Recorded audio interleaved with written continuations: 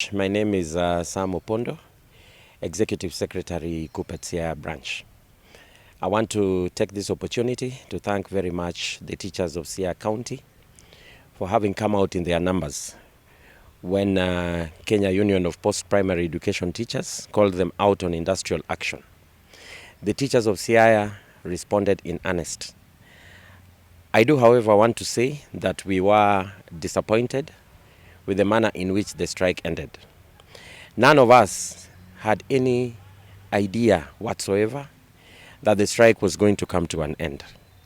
We, as the teachers of Siaya, having had a very successful demonstration in Bondo, where we mobilized over 700 teachers, we were in the process of planning an even bigger demonstration for the people and the teachers of Siaya, so that the Teacher Service Commission and the government of Kenya could listen to us.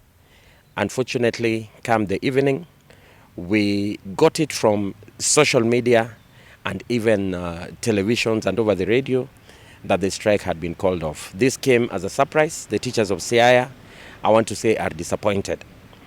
At the same time, I wish to state that as National Governing Council, we had given the National Executive Board leeway to negotiate with the Teacher Service Commission with a view to ending the strike.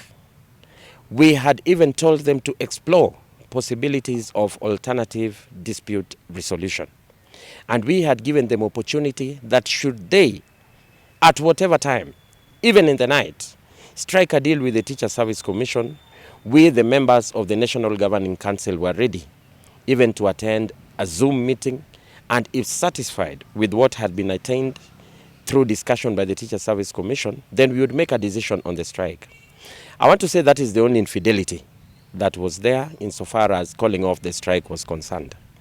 Otherwise, I wish to state, as members of the National Governing Council, we are in total support of the National Executive Board led by the Chairman, Omboko Milemba, and the Secretary General, Brother Akelo Misori.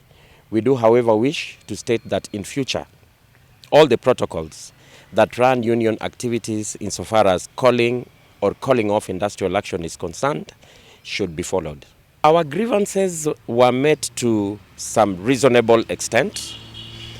At least we had an unequivocal confirmation that the teachers' medical cover had been restored to the status in which it was before we went on strike. I do, however, will not hesitate to warn the medical service providers that we as teachers of Siaya, and indeed the teachers of Kenya, we are not going to accept mediocrity in service delivery, medical service delivery to the teachers of Kenya. Now that the Teacher Service Commission has committed, it has the funding and the medical cover is going to run efficiently and competently, we are not going to accept mediocrity in service delivery by the medical service providers. Of course, we did get implementation of the CBA. That was done in arrears. Though it was meager, it is not befitting to the teachers of this country, but that's what it was. We did get that. I want to also say that we got a commitment that career progression guidelines, which have been responsible for the stagnation of teachers over the years, are going to be reviewed. That's a commitment we got from the Teacher Service Commission.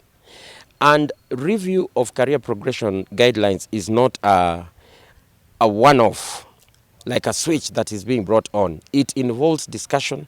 It may take a little bit of time. But once we have that commitment from the Teacher Service Commission, that is good enough. We also got a commitment from the Teacher Service Commission that it is pursuing promotion of teachers in earnest. There are over 130,000 teachers who have stagnated, have not been promoted. We got a commitment from the Teacher Service Commission that that is being pursued in earnest. We're waiting to see that happen. And of course, I must also state that the fact that the Secretary General suspended the strike does not mean that we cannot resume the strike.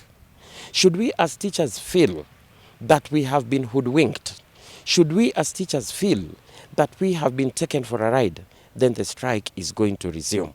The organ that is responsible for calling to and calling off a strike is the National Governing Council. And as National Governing Council, we still have capacity to call out our teachers to go on strike. It is not responsibility of the National Executive Board. It is we, the about 70 members of the National Governing Council, that can and will for sure call out our teachers on strike should we get any impression whatsoever that the Teacher Service Commission has taken us for a ride. I want to explicitly tell the teachers of Siaya that as an office we are aware of your pain and your disappointment over the manner in which the strike ended. But I want to assure you that we are going to ensure as the National Governing Council this is not going to happen again. We are not going to leave the kind of loopholes that we left that allowed the National Executive Board to end the strike in the manner in which it ended. I understand you, the teachers of Siaya. Let us take it as it is, much as it is disappointing. We live to fight another day. Let us wait and see whether Teacher Service Commission is going to put in practice what it committed that it is going to give us. In the absence of that, I cannot guarantee that we are not going to call you out on another strike. I want to also appeal to our National Executive Board to act in unity. Don't appear to have cracks when we have serious happenings such as industrial action. Do not appear to be pulling in different directions. Pull in one direction. That is when we are stronger. Thank you.